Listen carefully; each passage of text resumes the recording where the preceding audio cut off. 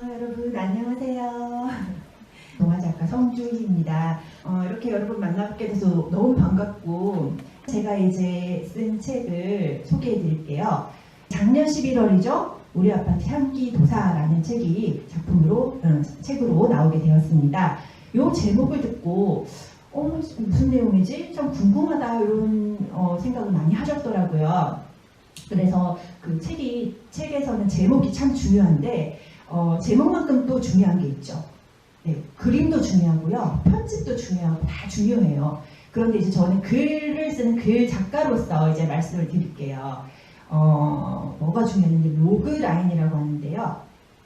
자, 로그라인이 뭐냐면 완결된 줄거리를 하나의 문장으로 표현을 하는 거예요. 제 책 우리 아파트 향기도사의 로그라인은 무엇일까요? 네, 이렇게 말할 수 있겠습니다. 뛰어난 후각을 가진 노을이가 경비원 할아버지를 만나서 향기 권법을 익혀 부당한 것에 맞서는 용기를 가지고 마음의 향기를 퍼뜨린다. 자, 읽고 싶은 생각이 드나요? 네, 든다고 저는 생각하고 싶습니다. 작가가 되기 위해서는 우리 주변에서 일어나는 일에 대해서 많은 관심을 가져야 돼요. 우리 아파트 향기도사라는 책을 경비원, 놀이터에서 만난 아이, 외할머니, 서점에서 만난 아이, 요런 것들이 다 이렇게 요런 소재들이 다 뭉쳐서 이제 하나의 이야기로 된 건데, 먼저 경비원에 대한 이야기를 들려드릴게요.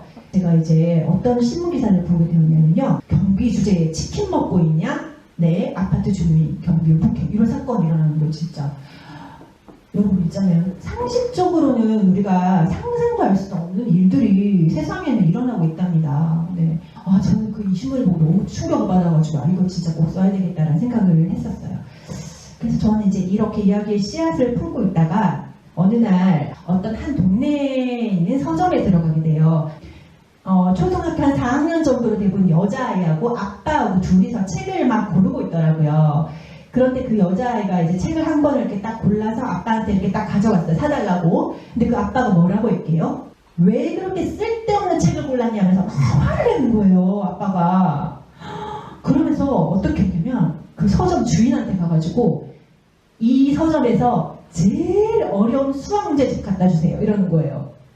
저는 진짜 그때 충격받았어요. 공부도 물론 잘해야 돼요. 그런데 마음의 양식인 동화책을 그렇게 쓸데없는 책이라고 표현한 그 아빠가 너무 진짜 충격을 받았었거든요. 근데 그건 이제 10년 전의 일이에요. 지금은 인식이 진짜 많이 바뀌었어요. 네. 근데 그 당시에는 그렇게 충격적인 장면을 제가 접하고 이것도 써야 되겠다 해서 차곡차곡 이제 모아놓은 거죠.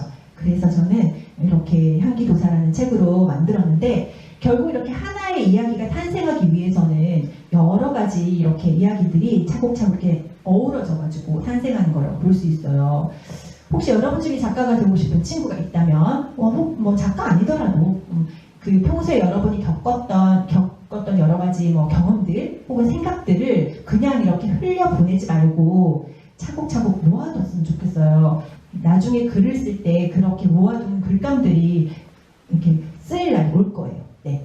근데 저는 단 한 가지 조금 고민했던 지점이 있었어요. 왜냐하면 그 어른이 잘못한 일에 대해서 우리 아이들이 막 그런 죄책감을 느끼고 막 슬픔을 느끼는 거에 대해서 조금 고민했던 지점이 있었어요. 실제로 그 독자 리뷰를 제가 봤는데 막 향기도사가 막 무릎 꿇는 장면에서 막 너무 펑펑 울었다 막 이런 아이들이 있더라고요. 그래서 정작 반성을 해야 되고 정작 그런 반성을 해야 되는 어른은 그런 생각 안 하는데, 우리 어린이들이 막 그런 마음을 느껴서 저도 마음이 안 좋았는데, 이런 일들에 대해서 우리가 충분히 같이 아파하고 공감하고 그렇게 한다면 우리 어린이들이 자라서도 우리 사회적 약자를 돌보고 이렇게 돌아볼 줄 아는 그런 어른이 될 거라는 생각을 저는 가지고 있습니다. 사전 질문을 미리 받아봤었거든요. 네, 거기에 대한 답변을 제가 드릴게요. 원래 꿈이 동화작가였어요? 어떻게 작가가 되셨어요? 라고 이렇게 질문하셨는데, 초등학교 시절에 작가가 꿈이었지만 완전히 잊고 지내다가 이제 엄마가 돼가지고 그때서야 이제 작가라는 꿈을 다시 새롭게 꾸게 되었어요.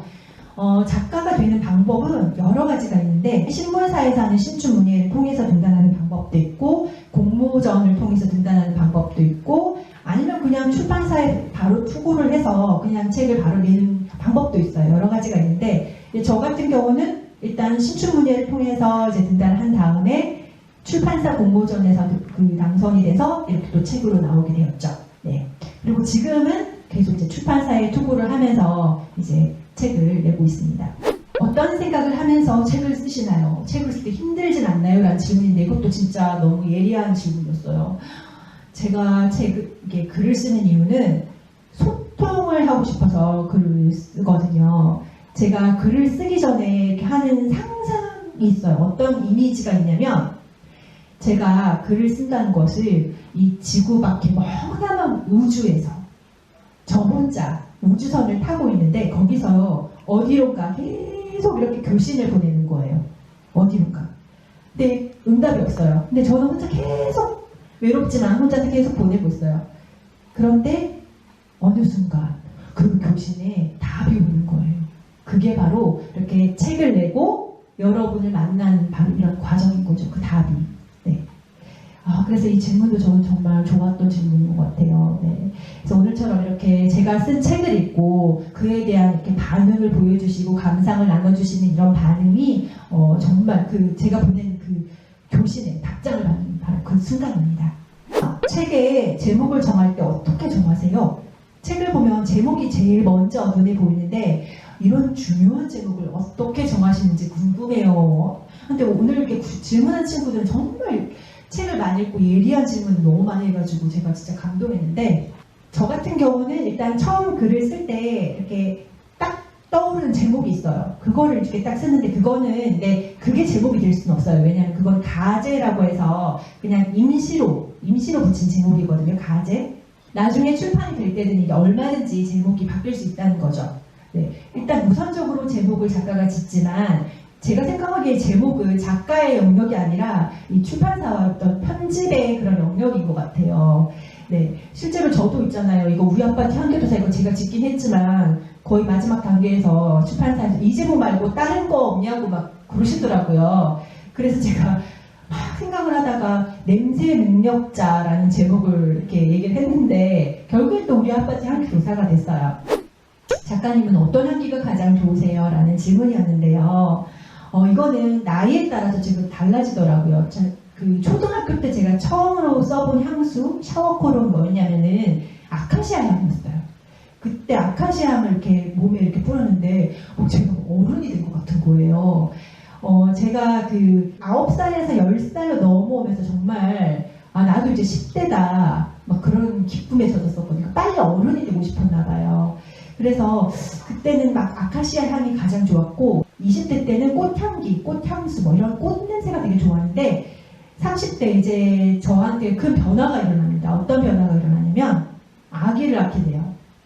그러면서 좋아하는 냄새가 바뀌게 되죠. 어떤 냄새가 좋냐면 아기 냄새가 세상에서 제일 좋은 거예요. 네.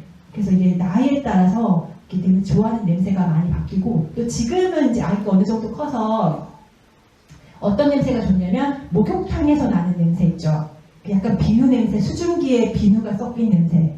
그 냄새가 저는 정말 좋고 지금 이제 코로나 때문에 목욕탕에 못 가서 너무 안타까운데 그 목욕탕 냄새, 그다음에 목욕탕에 가면 이제 딸기 우유를 항상 먹었었거든요. 딸기 우유 냄새. 그런 냄새를 정말 좋아해요. 작가님은 우리 친구들이 어떤 향기를 풍기는 사람으로 자라길 바라시나요? 라는 질문이었는데요. 저는 이 질문 딱 보고 이거 혹시 도서관 사서 선생님이 이걸 질문을 하셨나라는 생각을 했어요. 진짜 이게 어린이 여러분이 한 질문인가요? 어린이가 아닌 그런 행동을 하려고 이렇게 안 해도 될 것 같아요. 저는 어렸을 때부터 이렇게 애어른이라는 소리를 좀 많이 들었어요. 그러니까 너무 걱정을 많이 하고 이렇게 고민을 많이 하고 어린이답지 않은 좀 그런 행동을 많이 했었거든요.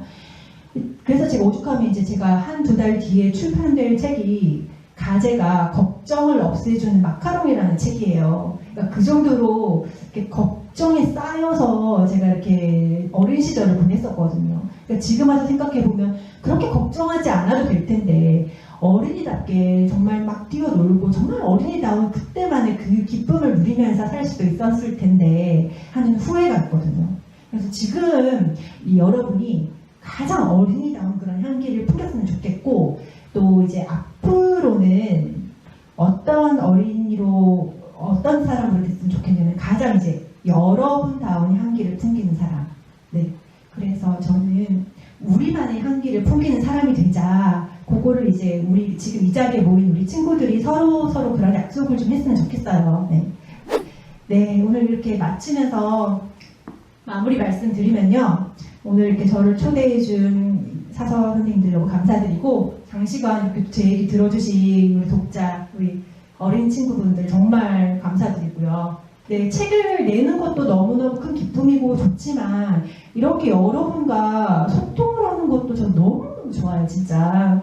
네, 저의 그 외로운 교신, 그 교신에 응답해준 여러분께 정말 큰 감사를 드리면서 오늘 강연 마치도록 할게요. 여러분 감사합니다. 네. 네.